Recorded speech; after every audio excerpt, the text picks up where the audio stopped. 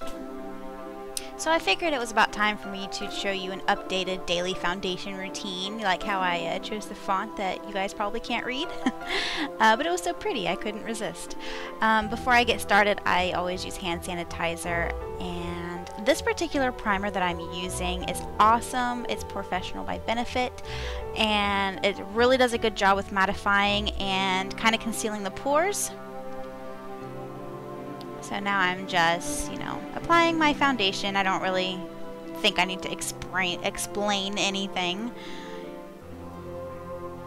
I just like to use my fingers, but of course you can use, whichever brush you prefer. You can use your fingers. You can do whatever you want, that gives you the best finish when it comes to applying foundation.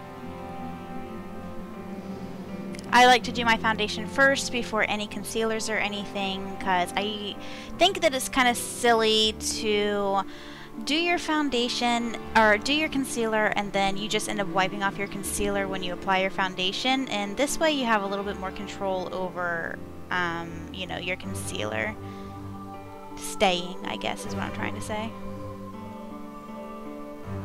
So I like to do, just under my eyes and any problem areas, and then around my nose. And that's it for concealer for me. I don't really have too many problem areas. I really like this foundation routine. Yeah, check out my awesome chipped fingernails that I have in every single video. I really need to get on that and stop having chipped fingernails, but I never pay attention. I do my makeup, and then when I'm done and I'm editing, I'm like, oh man, I should have done my nails. Anyway, this is just the Dream Lumi highlighting concealer. I absolutely love this stuff, and it's so light that it does not look heavy at all, so it's perfect for everyday wear. For those of you who like to contour and highlight as an everyday look, and these are just the basic areas of the face that you should highlight. Depending on your face shape, some things would be, need adjusting here and there, but these are just kind of the basics for where you should highlight on any face shape. So,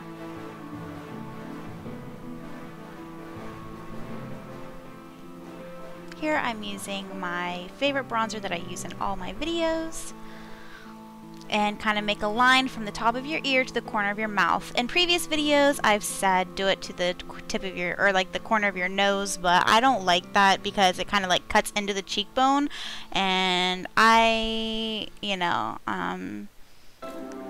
heard that tip from Smashbox, so thanks Smashbox for giving an awful tip.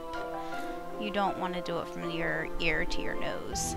If you want a more detailed tutorial on how to minimize a giant forehead, I have a link down below if you wanted to check that out. I actually just posted that on Monday. There's also a link down below for how to contour your nose.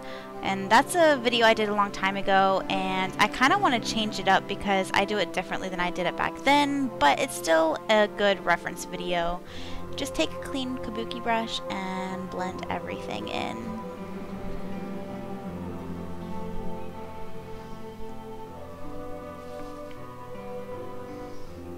Make sure there's no harsh lines, you don't have, some crazy bronzer action going on, and there you have that. This is my favorite translucent powder at the moment. You can get this at Walmart. And load it up on your brush. And I like to pack it on pretty heavily, and then I'll go through and knock off all the excess with this really nice soft brush. That I like this brush because it doesn't wipe off the rest of your makeup underneath. It just gets all of the powder. And there's also a link down below for if you want to go for a more dewy look and not a matte look.